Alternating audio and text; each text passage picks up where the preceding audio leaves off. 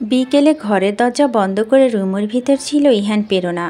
তবে দূরত্ব ছিল দুজনেই দুটো ল্যাপটপ নিয়ে যে যার কাজ করছিল।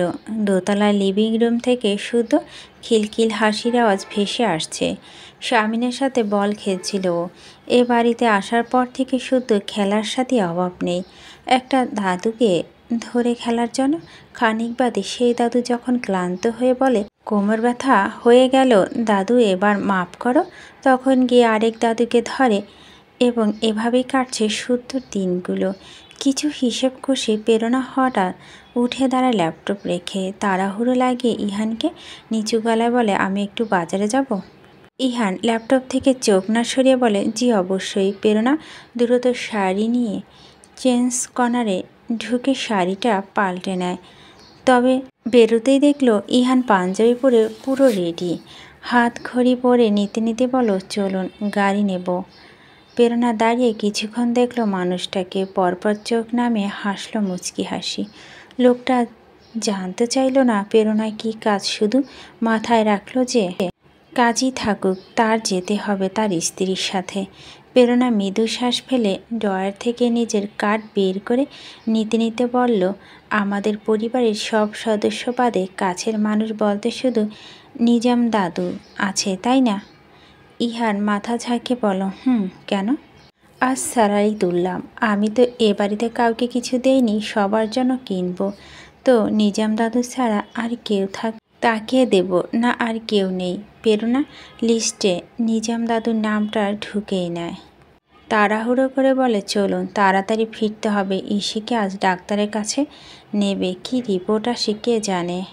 শুদ্ধকে বাড়ির সবার কাছে রেখে ওরা বেরোলো। প্রেরণার শ্বশুরবাড়ি সবার জন্য শপিং করলো উন্মুক্ত হাতে। তার 3 শাশুড়ির জন্য 3টা কাতান শাড়ি, শ্বশুর, চাচা শ্বশুর এবং ফুফা শ্বশুরের জন্য 4টা পাঞ্জাবির সেট, আর 3 ননদের জন্য 3টা সালোয়ার স্যুট।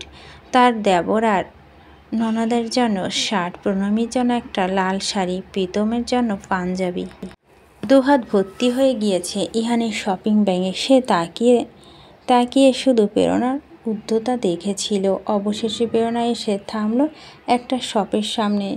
ম্যানিকুনের পরনে একটা ধবধবে সাদা পাঞ্জাবি আর ইহান একে অপরের জন্য তৈরি। তবে এই পাঞ্জাবি ডিজাইনটা খুব আলাদা, ভীষণ চোখে লেগেছে প্রেরণার। ঘাড় ঘুরিয়ে প্রেরণা ইহানকে দেখল, বলল, কষ্ট করে এটা ট্রায়াল দেবেন?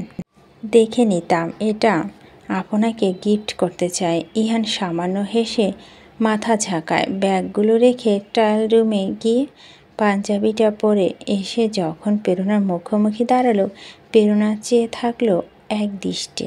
ওর দৃষ্টি বেহায়া হলেও কিছুক্ষণের জন্য চোখ নামিয়ে নিচু গলায় বলল, এটা থাকুক গায়ে।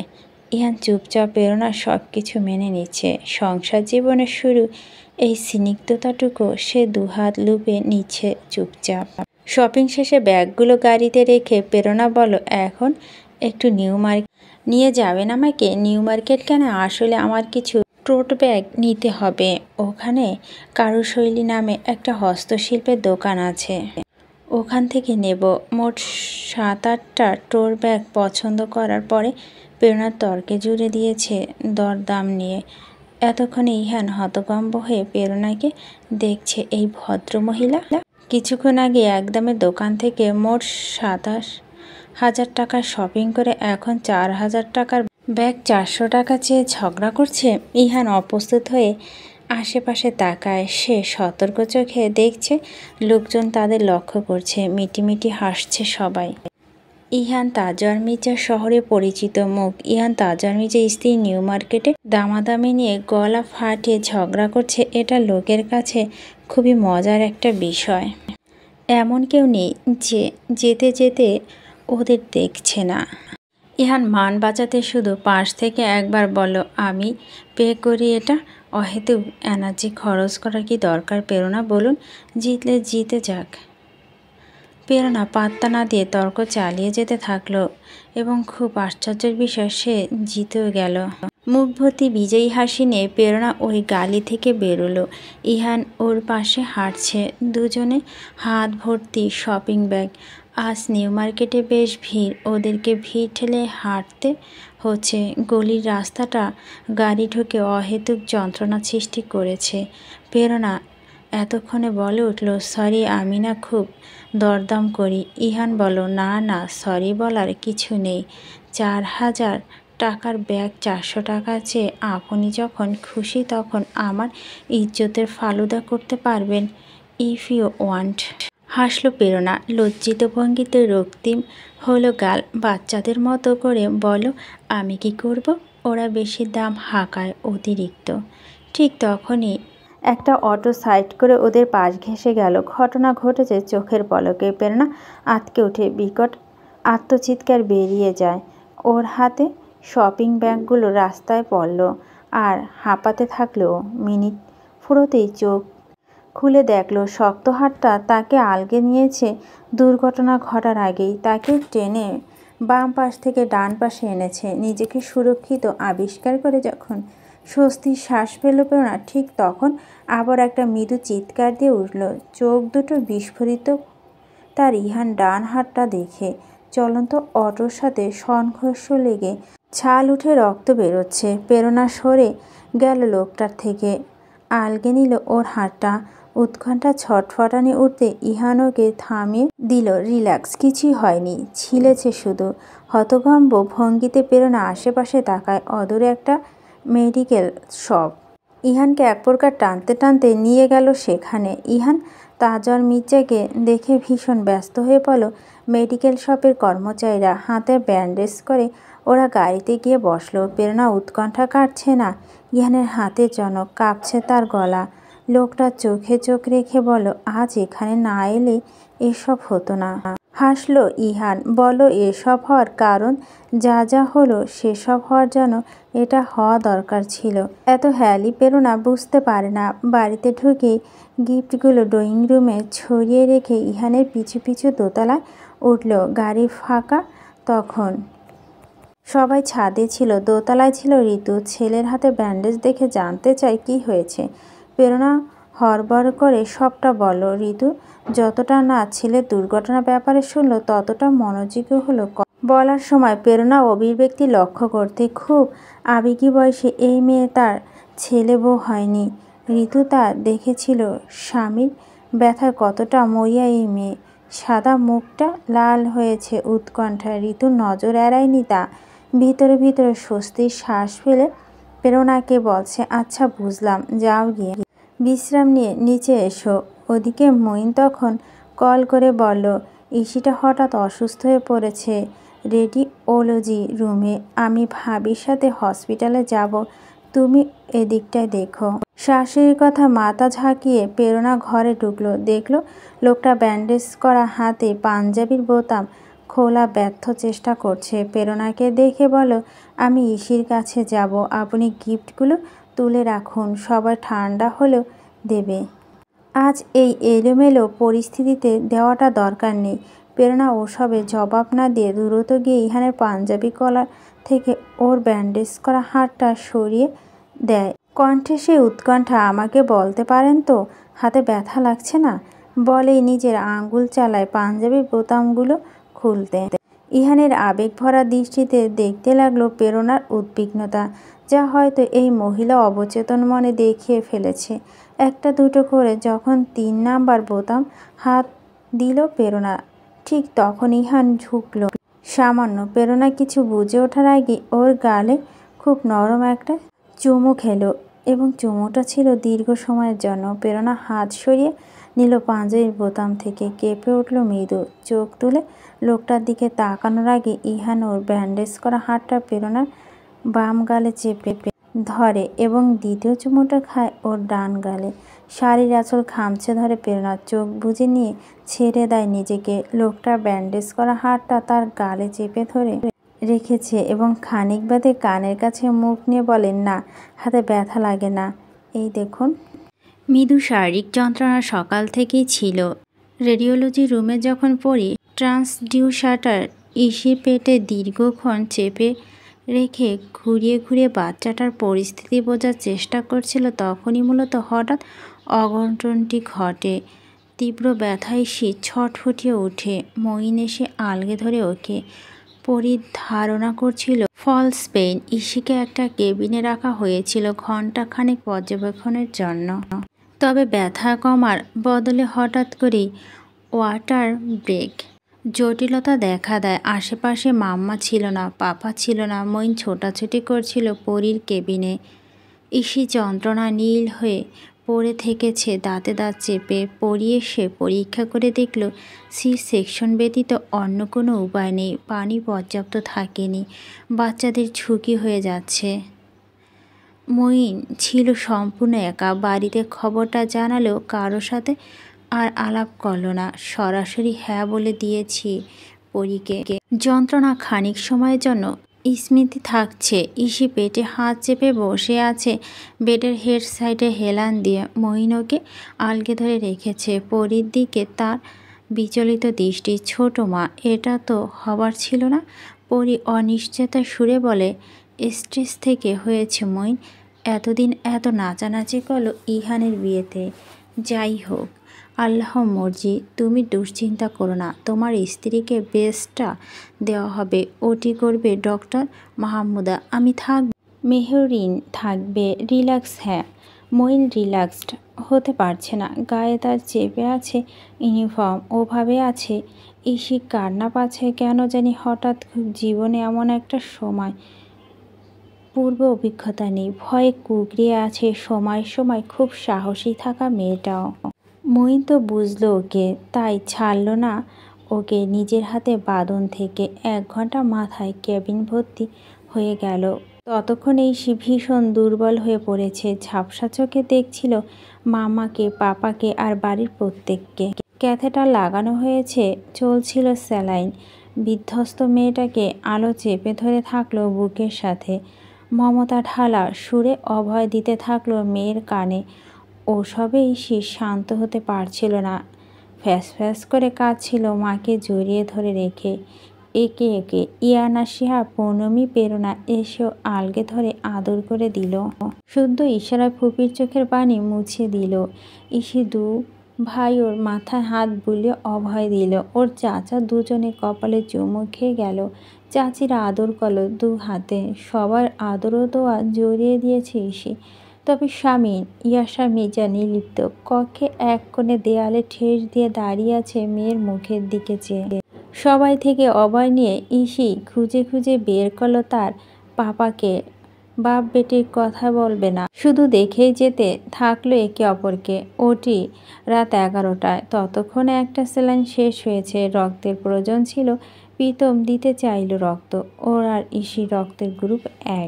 যখন ইসিকে ওটিতে নিয়ে যাওয়া হবে তার ঠিক আগে ইসি আবার সবাইকে ডেকে ডেকে কাছে নিয়ে হাত আলগে ধরল। ক্ষমা চেয়ে দোয়া চাইল সবার কাছে, মায়ের কাছে, বাবার কাছে। কেঁদে বুক ভাসালো মেয়েটা। সব সময় তোমাদের ভালো মেয়ে আমি হতে পারিনি, তবে চেষ্টা করেছি। এবার আল্লাহর রহমত হলে বাকিটা শুধরে নেব নিজেকে। আমাকে মাফ করো। স্বামী স্থির হয়ে দাঁড়িয়ে আছে ফ্যাকাশে মুখে। আলো হু হু করে কেঁদে দিয়ে পাগলের মতো চুমু খেলো মেয়ের 2 গালে। বলো, সব সময় তোমার খুব ভালো মা আমি হতে পারিনি। তুমি সুস্থ হয়ে ফিরে এসো। আমি দেখতে চাই তুমি চমৎকার একজন মা হবে, খুব চমৎকার।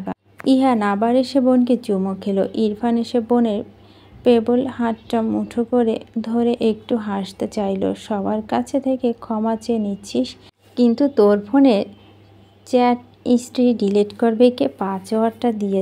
চোখ ভেজা কান্না নিয়েও হেসে ফেলল সবাই। ইসি নাক থেকে সর্দি পেরোলো হাসতে হাসতে, কাঁদতে কাঁদতে। আলো আঁচল মুছে দিয়ে বলো, যা এবার। ফি আমানিল্লাহ। ইসি চোখ খুঁজছিল তখন তার এসপিকে। দেখলো মানুষটা কেবিনের জানালা ধরে মুখ শুকনো হাসি ঝুলিয়ে দাঁড়িয়ে আছে। সে আসলে ইসি আর তার ফ্যামিলির এই আবেগঘন মুহূর্তটা ঢুকতে চাচ্ছে না। ইসির দৃষ্টি অনুসরণ করলো সবাই। মেয়ে আর মেয়ে জামাইকে 5 মিনিটের জন্য একা ছেড়ে দিয়ে এই কেবিনের ড্রয়িং রুমে বসলো গিয়ে সবাই। ইসি চোখ মুছে স্বাভাবিক হওয়ার চেষ্টা করছে মঈনের সামনে। মঈন বসলো ওর সম্মুখে। ইসি বলল, ক্ষমা চাইতে হবে কেন? কখনো কখনো আমি তো ভালো বউ হয়নি, চাইবো না। মঈন তাকিয়ে আছে শুধু। ইসি গলা কাঁপে, সুই গাঁথা হাতটা পেটে চেপে ধরে হাঁপাতে হাঁপাতে বলে, ক্ষমা করে দিও, যখন যখন কষ্ট দিয়েছি তখনের জন্য। এবার ফিরলে আমি চেষ্টা করবো আরও ভালো সঙ্গী হওয়ার। মেলান হাসে মঈন, বলে, আমি সম্ভবত সবসময় চেষ্টা করেছি একজন ভালো সঙ্গী হবার। আই বিলিভ আমি খুব ভালো বাবা ও হব। তুমি সুস্থ ফিরে এসো, তুমি দেখবে কেমন। ঝাঁপাতে পারল না ইসি। ওর গায়ে সেই জোর নেই, শুধু মাথাটা ঠেকিয়ে নিল মঈনের বুকে। হাঁপাতে হাঁপাতে বলল, আমি দেখতে চাই, সেটা আমি দেখতে চাই। ইসিকে যখন ওটিতে নিয়ে যাওয়া হচ্ছিল তখন স্বামী আসা মির্জা ছিলেন চুপচাপ, চেয়ে চেয়ে দেখছিলেন তার সেই দিনের মেয়েটা ঢুকছে ভিতরে ছুরি কাঁচি সানিতে যাবে, তাই নিজের নারী জন্ম সার্থক করাতে মা ডাক শুন। অ্যানেস্থেসিয়া নেওয়ার পরপরই যতটুকু ভয় ডর ছিল সৃষ্টিকর্তার অশেষ রহমতে তা নেই হয়ে গেল। চুপচাপ শুনেছিল ছোট মায়ের সাথে অন্যান্য ডাক্তারদের কথোপকথন। শরীর জুড়ে নিদারুণ আসন্ন ভাব। ওষুধ প্রভাবে ইসি ঘুম চলে আসছিল, কিন্তু সেই সর্বোচ্চ চেষ্টা করছে না ঘুমাতে। বাইরের করিডোর উদ্বিগ্ন পায়চারি বাকিদের মঈন ঠিক দরজা কাছটাতে দাঁড়িয়ে। দীর্ঘ 55 মিনিট পরে সবাই থমকালো ভিতরে গলা ফাটানো দুই সদ্যজাত ফুলের চেঁচামেচিতে, যারা নিজেদের জান প্রাণ এক করে চেঁচিয়ে জানান দিচ্ছে এই পৃথিবীতে তার উপস্থিতি। শীঘ্রই তাদের সমদরের ব্যবস্থা করা হোক। ডক্টর মেহেরিন আর পরি দুটোকে ধরে উঁচুতে তুলল। ইসি তাকিয়ে আছে ঘুম ঘুম চোখে, ক্লান্তি ছড়া তার পান পাতার মতো মুখটাতে। ডাগর ডাগর চোখে আকুল দৃষ্টি সরে না তারা মেয়েদের মুখ থেকে। রক্তমাখা দুজন হাত পা এমনভাবে ছুটছে যেন সাইকেল রাইড করছে, বোঝাতে চাইছে ওরা মায়ের মতো ডানপিটে হবে। ইসি দেখছে দুটোর মুখ ঠিক পান পাতার মতোই, নাক একেবারে মঈনের মতো, চোখ আবার ইসির মতো, কান ওদের বাবার মতো। ইসি দেখছে আর কাঁদছে। ডক্টর মাহমুদা স্টিচিং করছিলেন। পরি দূরত্ব ওয়াশ করিয়ে আনলো ওদের। ইসি মুখের সামনে ঝুঁকে তুলে ধরল তার মেয়েদের, ভুরু উঁচিয়ে জানতে চাইল, চুমু খাবি? দু চোখের পানি জিরোয় না ইসির। মাথা ঝাঁকিয়ে হ্যাঁ বলল। পরপর পরি সহযোগিতায় মাতৃজীবনে প্রথম চুমু দুটো খেলো দুজনের নাকে। বাচ্চা কার কাছে দেব?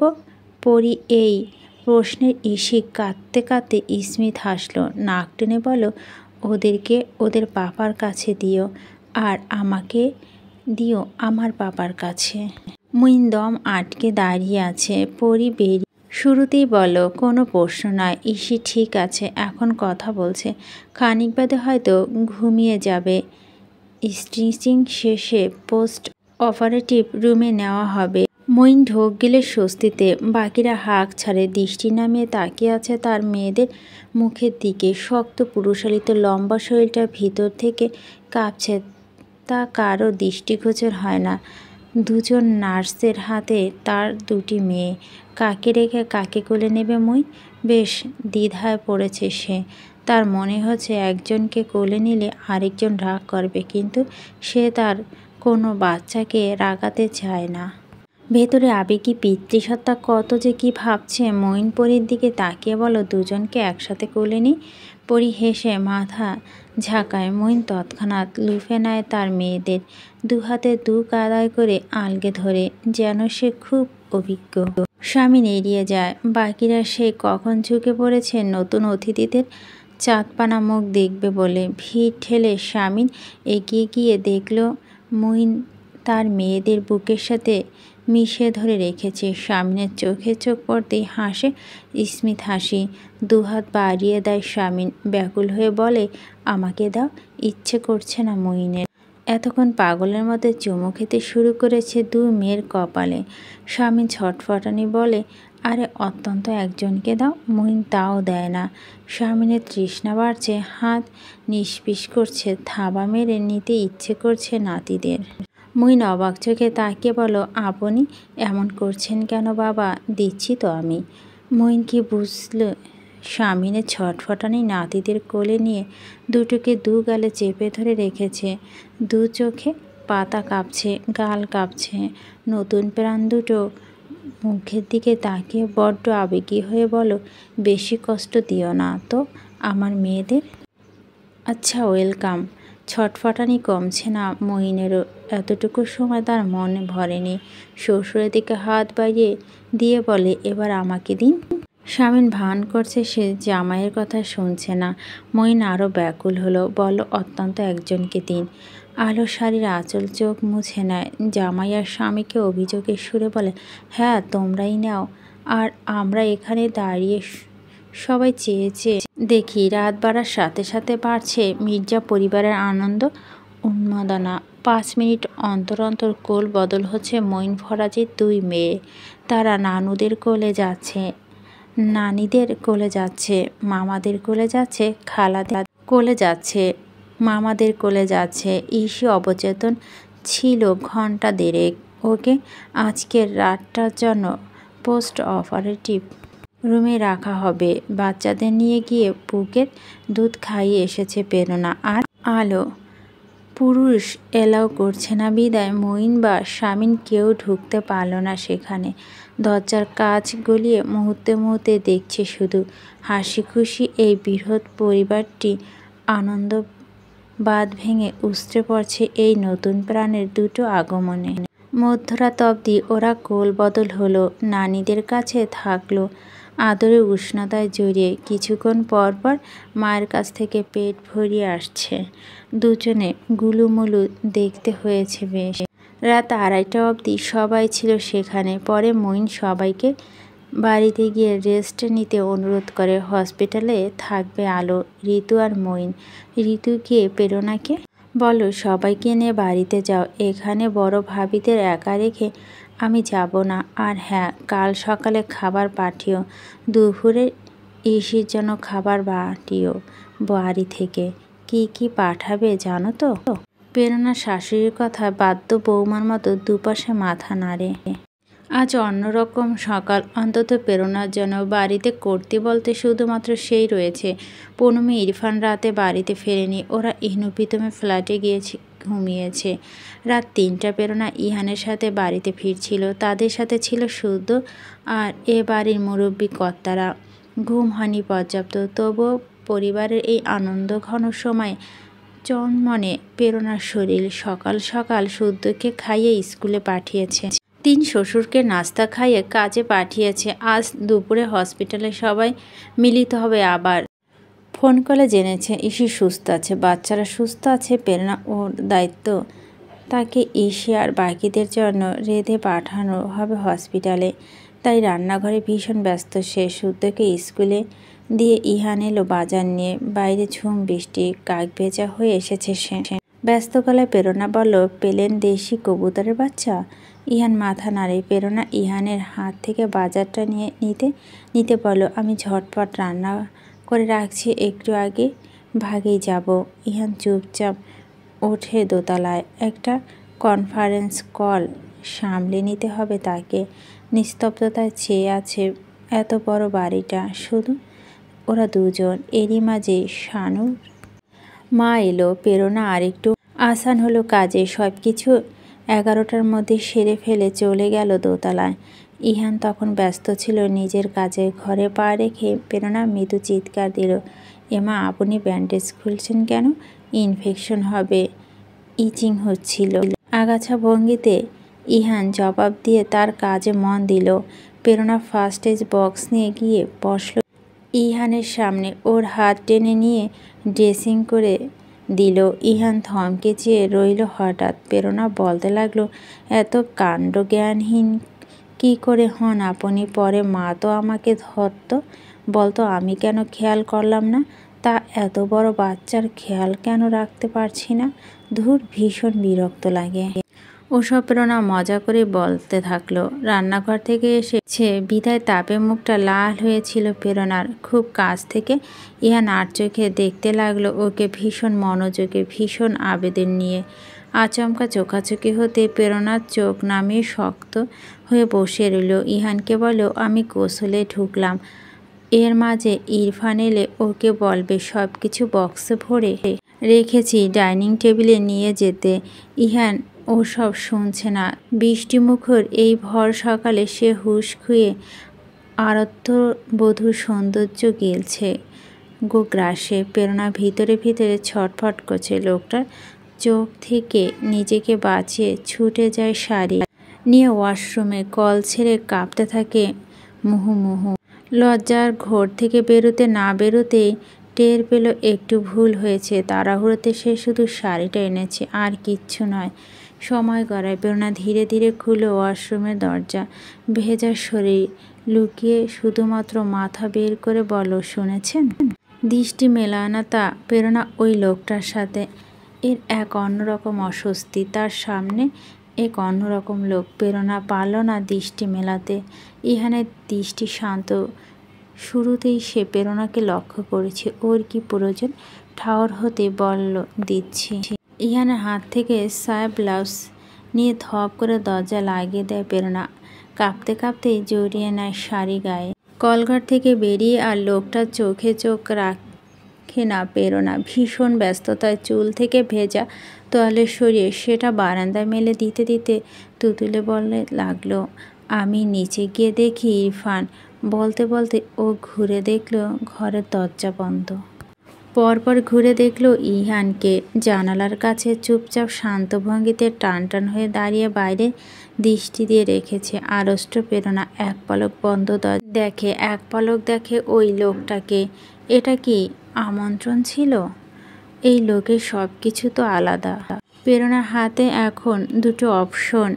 এক, দরজা খুলে কাজের বাহানা লোকটার এই অব্যক্ত পবিত্র আমন্ত্রণ এড়িয়ে যাওয়া। দুই, চুপচাপ গিয়ে লোকটার পাশে দাঁড়ানো। কি করবে সে? ঢোক গেলে প্রেরণা শাড়ির আঁচল মোচড়াতে থাকে হাতে।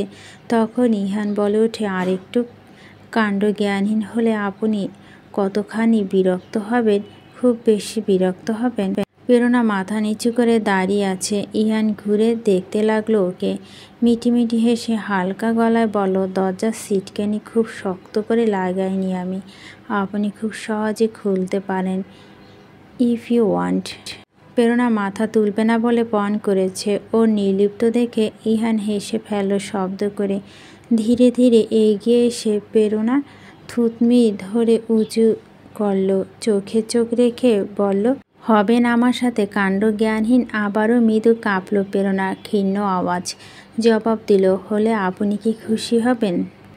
ইহান জবাব দিল না। প্রেরণা মনে হচ্ছিল সে মাথা ঘুরিয়ে পড়ে যাবে। লোকটা যখন তাকে কোলে তুলে নিল সে মনে মনে ভাবছিল সে এই দুনিয়াতে নেই। পরপর দু হাতে খামচে ধরল লোকটার পাঞ্জাবি। মনে হচ্ছিল সে পড়ে যাবে লোকটার কোল থেকে। বৃষ্টি বেগ বাড়ছে বাইরে। তোলপাড় চলছে প্রকৃতিতে। তবে দুজনে ততটাই শান্ত। ওদের কোনো তাড়া নেই। দুজনে জানে কি হতে চলছে, যেটা হবার প্রয়োজন, তবে সেটা খুব সুন্দরভাবেই হোক। তাড়াহুড়ো তো এই সুসময় সূচনা সংক্ষিপ্ত কেউ করবে না। ওরা বুঝদার। ঝুঁকল ইহান। ভারী স্বরে উচ্চারণ করল, সবার বাসর রাত হয়, আমাদের না হয় বাসর দুপুর হোক। বালিশের মাথা ঠেকল প্রেরণার। এতক্ষণে লজ্জা ভুলে সে বধূ সুলভ আবেগী হয়েছে। ইহানের ব্যান্ডেজ করা হাতটা হাতে নিয়ে তাকিয়ে আছে শ্বাস বন্ধ করে। ইহান হাসল নিশ্চুপ। পাঞ্জাবিটা খুলল একটানে এবং ওই শক্ত হাতে একটানে সাদা সুতির শাড়িটা আঁচল সরালো। প্রেরণা চমকে উঠল যেন। ঘোর কেটে যেতেই দুহাতে আঁচল উঠিয়ে ঢেকে নিল উদরের স্টেমার্কগুলো। তার মনটা অকারণে খুব অবুঝ হয়েছে। ওই কুৎসিত মাছগুলো নিয়ে এভাবে অকাতরে প্রকাশিত হতে হীনমান্যতা ভুগছে। সে জানে সে কিছু কথাকথিত খুঁত নিয়ে প্রবেশ করছে এই সুদর্শন সুপুরুষের জীবনে। প্রেরণা তাই গুটিয়ে যাচ্ছে। ইহানে চেয়ে চেয়ে দেখতে লাগলো প্রেরণার এই অহেতুক নড়বড়ে আচরণ। শক্ত হাতে সরিয়ে নিল উদর থেকে প্রেরণা হাতটা। ধীর দৃষ্টি রাখল রমণীর নত চোখে। ধীর স্বরে বলে যেতে লাগলো, কিছু স্টেক্সমার কিছু বলিরেখা, কিছু খুঁত আপনি আপনার স্বামীকে দেখাতে পারেন যদি আপনি চান। হাসকি স্বরে আওড়ানো ওই কথাগুলো শুনতে পেয়ে প্রেরণা জমে গিয়ে বুঝিয়ে নিল চোখ। ইয়ান সেই চোখের পাতায় চুমু খায়। লজ্জা আড়ষ্ট বধূর চোখের পাতায় আঙ্গুল চালিয়ে বলে যেতে থাকে, এই স্পর্শ এগুলো আমার ভাগ করে নিতে পারি না, তাই না? If you want. বড় বড় শ্বাস ফেলে প্রেরণা চোখ খোলে আকস্মাৎ দেখতে পায় লোকটা গভীর দৃষ্টিতে তাকে তাড়িয়ে তাড়িয়ে দেখছে। প্রেরণা দৃষ্টিতে দৃষ্টি মেলাতেই ভারী স্বরে আবার বলো, তাই না? দু চোখ বেয়ে পানি গড়িয়ে পড়ল প্রেরণার। কাপা হাতটা ধীরে ধীরে তুলে ছুঁয়ে ইহানের চোখের পাতা ছুলো ওর বাহুর সেই গুলির দাগ। ধীরে ধীরে হাতটা নামালো ইহানের বুকে, ছুলো সেখানে কুৎসিত গুলির দাগটা। আর তারপর দুজনে চায় তাই ভাগ করে নিল সব কিছু নির্দ্বিধায়, খুব মনোযোগে, খুব ধৈর্যে। ওরা সেই ভর সকালে অস্তমিত হতে থাকলো ওদের কাণ্ডজ্ঞানহীনতায়। বন্ধ দরজা ওপাশে এক দম্পতি কাণ্ডজ্ঞানহীন হয়ে ভাগ করে নিতে লাগলো দুজন দুজনাকে, কারণ তারা চায়। হসপিটালে খাবার নেওয়ার দায়িত্ব চেপেছিল ইরফানের ঘাড়ে। ঝড় বৃষ্টির গায়ে মাখিয়ে বাড়িতে এলো। শানুর মা দরজা খুলে দিতে তাড়াহুড়ো লাগে। ইরফান বলো, ভাবি মণিকে ডাকো, সব কিছু গুছিয়ে দাও। বড় ভাবি তো দোতলা, তার ঘরে। দাদান কই? সেও ঘর। ও আচ্ছা, আমি ডেকে আনছি ভাবি মণিকে, তুমি বক্সগুলো ব্যাগে ভরো। কথাটা বলে ইরফান লাফিয়ে লাফিয়ে দোতলায় উঠল। গলা ফাটিয়ে ডাকতে লাগলো, ভাবিমণি ও ভাবিমণি, খাবার কি বেশি দেননি? পাপা বড় বাবা আসবে না লাঞ্চে, তারা ওখানে গিয়ে খেয়ে নেবে বলেছে। ও ভাবিমণি। ঘরের সামনে এসে থামলো ইরফান। চুপ হয়ে গিয়ে তাকিয়ে রইল বন্ধ দরজার দিকে। দীর্ঘক্ষণ তাকিয়ে থেকে হুট করে অদ্ভুত ভঙ্গিতে হেসে ফেলল সে। নামিয়ে নিল চোখ, ঘুরে দাঁড়িয়ে আবার সিঁড়ির কাছে যেতে যেতে বলল, ক্যা বাত হে, ক্যা বাত হে।